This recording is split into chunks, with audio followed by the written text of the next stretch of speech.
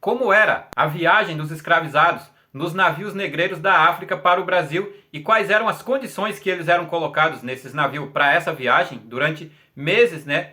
E o que acontecia nessas viagens e por que esses navios eram chamados de tumbeiros.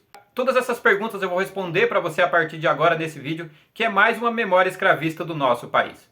Então, pessoal, os navios negreiros em geral, eles comportavam em média de 300 a 500 pessoas que ficavam presas nos porões em uma viagem que podia se estender durante semanas. Partindo de Luanda, a viagem para Recife, por exemplo, durava 35 dias.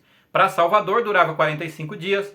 Para o Rio de Janeiro durava de 50 a 60 dias, para você ter uma ideia. E as condições da viagem, pessoal, eram extremamente desumanas e os poucos relatos que existem da forma como os africanos eram trazidos para as Américas reforçam isso que eu vou falar aqui para você. Então o local no qual esses africanos eram aprisionados, no caso o porão, era geralmente tão baixo que essas pessoas elas não conseguiam sequer ficar em pé e o espaço era tão apertado que muitos tinham que ficar na mesma posição durante um longo período de tempo. Olha que coisa horrível. Então a alimentação também era escassa e resumida a uma refeição por dia.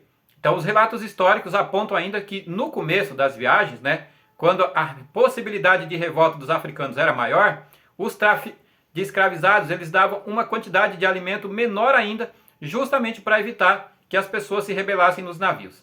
A água também quase nunca era potável e os alimentos que eram disponibilizados eram feijão, farinha, arroz e carne seca.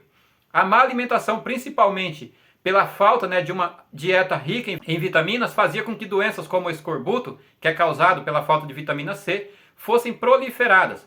Outras doenças também se espalhavam por causa da sujeira dos locais que abrigavam as pessoas que estavam cativas naquele local. Os porões eram escuros, era sujo, abarrotado, né, de gente, de tal maneira, pessoal, que até respirar no local era difícil.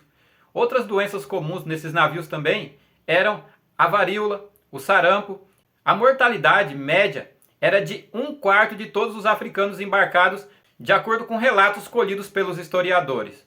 É claro que poderia haver variações nas taxas, né, de mortalidade, com algumas viagens tendo menor número de mortes e outras tendo um grande número de mortes.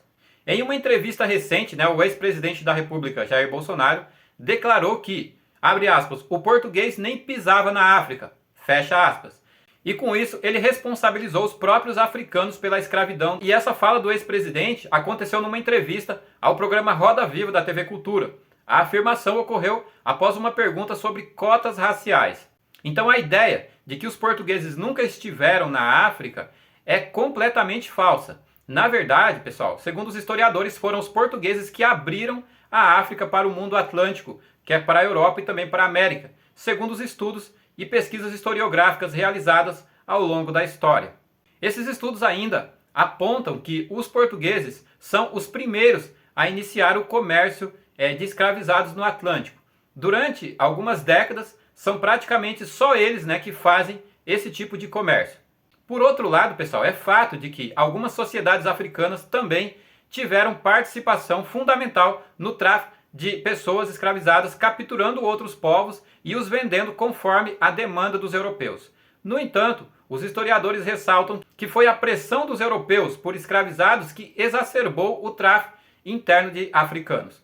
Apesar de uma elite africana ter se beneficiado diretamente, né, do comércio de escravizados, não há dúvida de que, sem a pressão dos europeus, a escravidão na África teria uma dimensão imensamente menor. Foi justamente o estímulo europeu que levou a um crescimento exponencial da escravidão no local, principalmente direcionada para a América do Sul e também para a América do Norte. E nenhum outro lugar do mundo recebeu tantos escravizados quanto no Brasil. Para você ter uma ideia, nos Estados Unidos foram 389 mil escravizados que chegaram na América do Norte na condição de escravizados. Então é preciso tomar muito cuidado com esse tipo de discurso, né, pessoal, que criminaliza a própria vítima pela violência sofrida.